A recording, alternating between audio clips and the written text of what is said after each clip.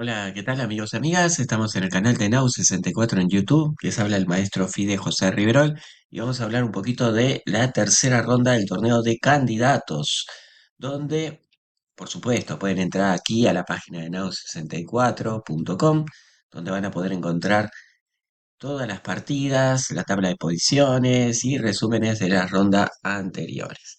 Vámonos a ir directamente a las partidas. Primero que nada, vamos a hablar un poquito del encuentro entre Abasov y Nakamura, una partida bastante pálida, podríamos decir, porque fue un empate muy rápido. Se jugó la variante de la eslava, como pueden observar, y esto normalmente trae a muchos cambios de piezas que así sucedieron, ¿eh? Porque en la jugada 18 ya se cambiaron las torres, las cuatro torres desaparecieron del tablero y poquito después también desaparecieron las damas y terminó en un empate en la jugada 29 con total igualdad. Queda resaltar un poco el comentario que hizo Nakamura, que no sabía que su rival se encontraba un poco enfermo y bueno, quizás eso hubiera hecho que hiciera alguna jugada un poco al azar, ¿verdad? Para intentar confundirlo. Pero por otro lado, si lo hubiera hecho, quizás hubiera cometido un error, hubiera perdido y eso lo hubiera dejado prácticamente fuera del torneo de candidatos. Aquí pueden ver la foto de Nakamura y Abasov en uno de los momentos importantes del encuentro. Vamos a seguir un poquito más con la siguiente partida. Un poquito de la partida entre Busquets y Neponiachi y la verdad que Busquets eligió una línea muy sólida para jugar de blancas, se traspuso luego a una semitarrash y tuvo algunas oportunidades de victoria, pero todo finalizó en un empate con una muy buena defensa del ruso Jan Nepomniachtchi, que sigue liderando el torneo junto con otros compañeros, pero bueno, aquí ya en la jugada 40 dejaron el empate, una partida que se recomienda ver por la buena defensa que hizo Jan. Pasando a la partida entre Aireza Firulla y Fabiano Caruana, vamos a ver un poquito el tema de la apertura, cómo fue. Ambos maestros saludándose al inicio del encuentro. Vamos a esta partida. Bueno, una siciliana Rosolimo, donde nada, fue un trayecto bastante normal, un intercambio de piezas, ganancia de tiempos. Y lo curioso podría decirse que en esta posición vemos que las blancas utilizaron muchísimo tiempo con el intercambio del peón E por el peón de D6, ¿no? O sea, ahí capturó al paso, fíjense en el tiempo que consumió Firulla, pero luego de las siguientes jugadas, acuérdense que ustedes después pueden entrar a la página web y ver la partida tranquilamente, más despacio, pero quiero llegar a la siguiente posición, donde Caruana jugó D5, la mejor jugada de- del tablero en ese momento. Y vamos a ver que Firulla va a capturar el peón de C4 a cambio de una fuerte iniciativa con la pareja de alfiles del maestro Caruana, que bueno, según Firulla se defendió muy bien y después optaron por una repetición de posición allá por la jugada 36 y dejaron en empate, ¿no? La declaración de Firulla fue que él sentía que podía tener alguna oportunidad de presionar más, pero que Caruana se había defendido muy bien y que al final fue una buena partida, según los comentarios de Firulla. Sin lugar a dudas, la partida o la batalla más emocionante de la ronda fue la jugada entre los jugadores indios, Vidit y Praggnanandha, donde la verdad que el jugador de Negras lo hizo y lo tiró todo sobre el tablero, fíjense, utilizó una variante bastante aguda contra la española, una variante que se juega muy poquito, bien variante Gilman que no se usa mucho a nivel magistral, pero que sorprendió bastante. Igual el conductor de las piezas blancas, Vidit, aceptó el reto, tanto es así que después de caballo a 5, que es una de las jugadas interesantes del juego preparado por por Pragnananda. Eh, Demoró un poquito en las capturas, pero vamos a fijarnos que aceptó la lucha de igual a igual, ¿no? Quizás caballo F5 no haya sido la mejor opción, pero no se ve claramente el por qué, ¿verdad? Porque después de estos intercambios y dama E2, parece ser que las blancas están tomando una cierta iniciativa contra el rey negro. Vamos a ver que las negras acá jugaron dama D7 atacando el caballo. Se puede comer al paso, por supuesto, pero eso le daría iniciativa a las negras.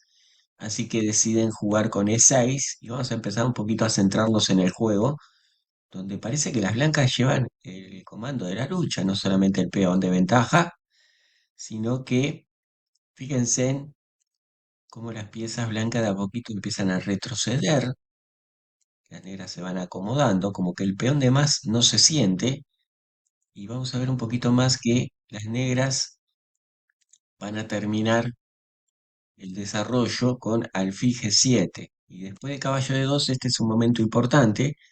Parece ser que las negras acá tenían que jugar en roque y tenían una muy buena posición, pero prefirieron enrocar largo y eso le dio ciertas posibilidades a Vidit con caballo D5 de obtener una fuerte iniciativa. Acuérdense que el alfil está defendiendo el peón de A6, entonces uno de los puntos es que tanto el caballo como el alfil están cumpliendo funciones defensivas. El alfil defendiendo el peón de A6, pero el caballo bloqueando la acción del descubierto, ¿verdad? En su lugar eligió H4 y ahora sí las negras de a poquito empiezan a presionar sobre el peón, recuperan el material y caballo D5 llega bastante tarde. Tras estas capturas las negras ya empiezan a quedar muy bien. Fíjense en el hecho de que el peón de A6 ya no está siendo atacado, la importancia de ese alfil de caballas blancas para las negras. Se dio el descubierto, las blancas parece que están tomando un poco de iniciativa, pero no es así. Las negras están muy sólidas. Quizás aquí las negras podrían haber jugado torre H7, ya listas para capturar N7. Nuevamente se intercambian piezas. Y acá viene el error de las blancas, donde las negras ahora ya no van a aflojar. Primero acomodaron el alfil, creando amenazas directas, probablemente sobre el punto G2. Recuerden también que el peón de B3 siempre está en el aire. Ya las blancas recuperan el peón de C3, las negras el peón pasado que estaba en E7.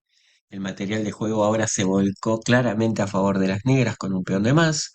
No se ven posibilidades de iniciativa por parte de las blancas, las cuales buscan intercambiar piezas, especialmente ese alfil de, de B7. Probablemente la jugada hubiera sido alfil A8, conservando ese monstruito ahí en esa diagonal, pero las negras prefirieron consolidar, las blancas cometen el error, aquí con B4, y ahora sí las negras empiezan a tomar la iniciativa, esa columna no se puede abrir, por eso se juega H5, pero en realidad ese peón ahora se va a perder, ¿verdad? Está constantemente atacado por las torres negras. Buscando los intercambios, las negras ya llegan al flanco rey, ya es hora de cambiar ese alfil antes que se abra la columna y las negras decidan quedarse con el alfil en la casilla 8.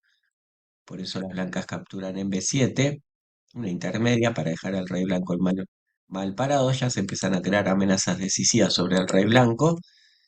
Vino el blanco a defender con dama F3, pero torre G5 y por más que se cambian las damas, las blancas no tienen buenas defensas. El peón de H5 está perdido, el peón de G2 atacado y el peón de B4 está muy aislado. Se trató de mantener las cuatro torres en el tablero, pero las negras deciden eliminar el peón más peligroso y ante la amenaza, bueno, de que le recuperen un peón, las negras atacan a la torre y tras torre E7, torre E5, se intercambia una torre más y el final de 3 contra uno queda totalmente ganado para las negras. Una muy buena partida del joven Pranananda venciendo a su compatriota Vidit. El torneo abierto, tras 3 rondas, vemos que Gusek lleva 2 puntos, igual que Ian Neponiachi, Fabiano Caruana con 1,5 Stavidit y Pragnananda. Luego 1 punto Aireza Hikaru Nakamura y Abasov, todos ellos con 1 punto. Vamos a ver cuáles son los enfrentamientos del día de hoy. Nakamura va a ir de blancas con Pragnananda, Ian Neponiachi con Vidit, Fabiano Caruana contra Busquets y Abasov contra Aireza Firulla. Vamos a hablar un poquito del candidato femenino, ¿sí? En el femenino, la jugadora china Tan se enfrentó hoy a un pari con Eru, ¿sí? La jugadora india. Fue una partida tranquila, ya que, bueno, los oponentes terminaron repitiendo las jugadas allá por la jugada 32. Dice que, bueno, no está muy satisfecha, pero que la jugadora india estaba muy bien preparada y era muy difícil desequilibrar el juego.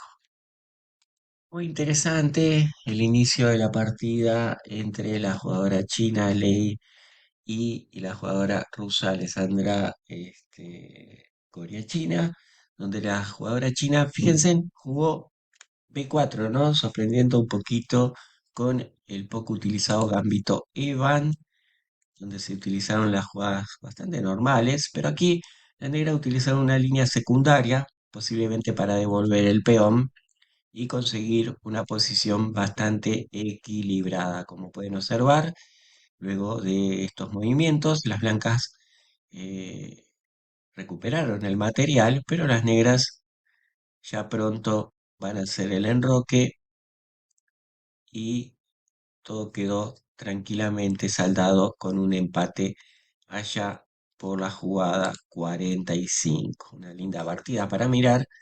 Muy interesante la forma de las negras de lograr una posición totalmente igualada contra el poco utilizado Gambito Evans.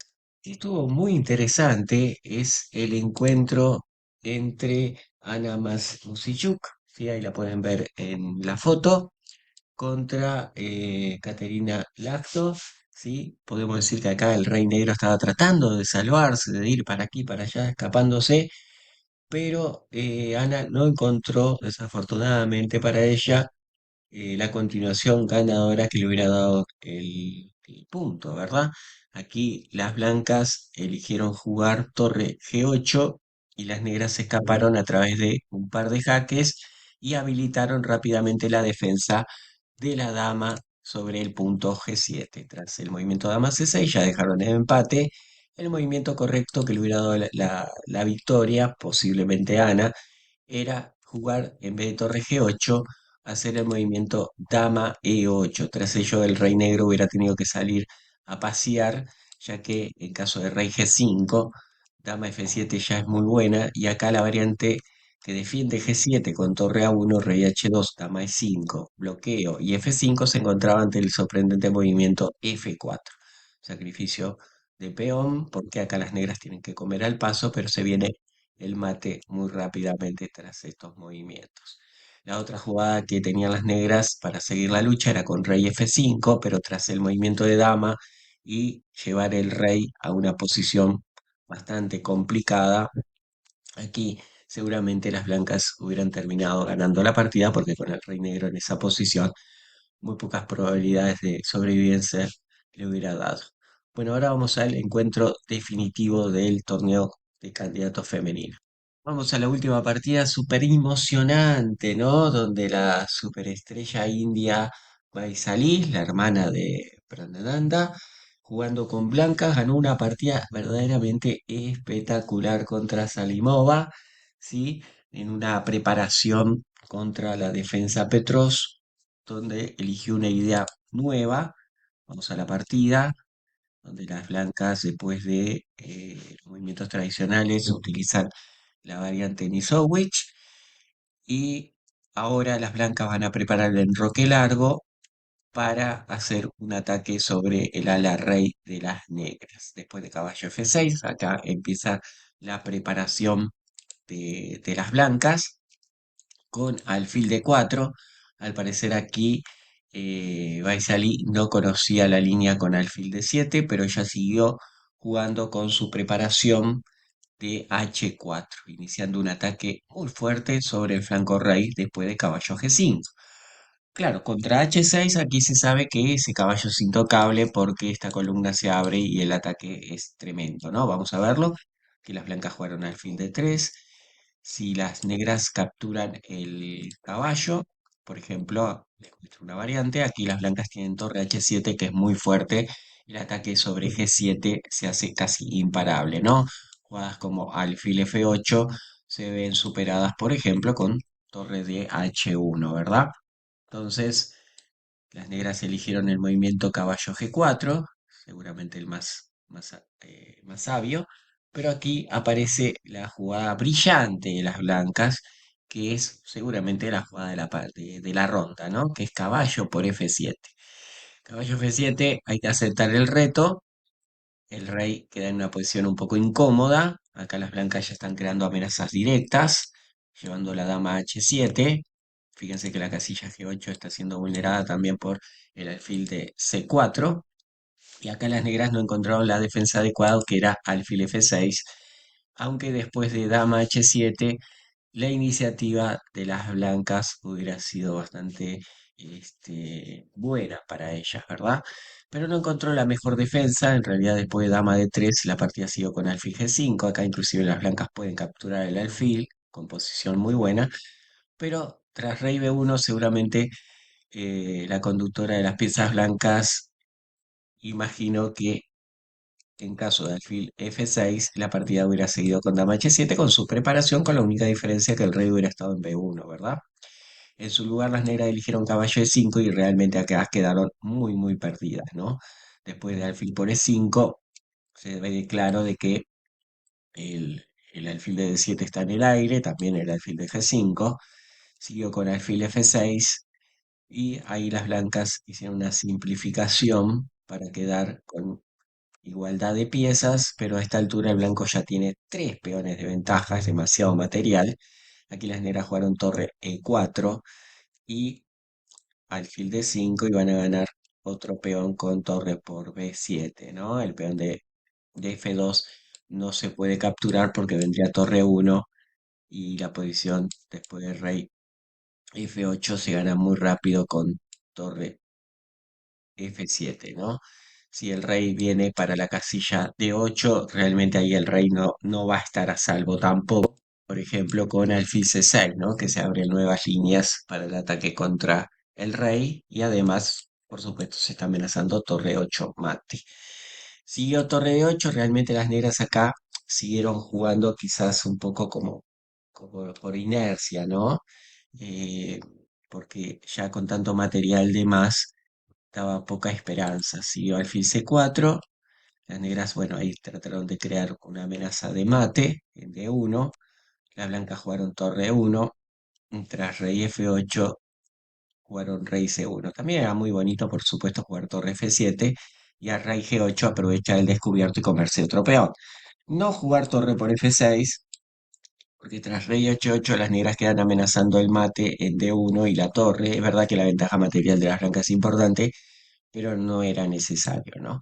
Tras rey C1, las negras retrocedieron con la torre y aseguraron el peón de H4 y se quedaron limpiamente con esos cuatro peones de ventaja. Por eso la jugadora de negras decidió abandonar, ¿no? Fíjense con qué velocidad explotó la ventaja que había conseguido la jugadora india. Ahí pueden ver en la conferencia de prensa ambas jugadoras comentando la partida con la representante oficial de FIDE para comentarios en inglés. Bueno, vamos a ver cómo se van a enfrentar en la próxima ronda. Primero, Tan sigue con 2 puntos y medio, liderando la ronda y el torneo por el momento tras tres fechas. Gorechina quedó con 2 unidades y con 1,5 está con Eru, la jugadora india, Lagno y Vaisali, todas con 1 punto y medio. Con 1 punto está Lei, Ana Usiyuk y Salimova también con 1 unidad. Vamos a ver cómo se enfrentan hoy. De abril van a jugar entonces Gorechina contra Baicelis. Ah, qué linda partida. dos jugadoras de estilo muy cortante, muy de ataque.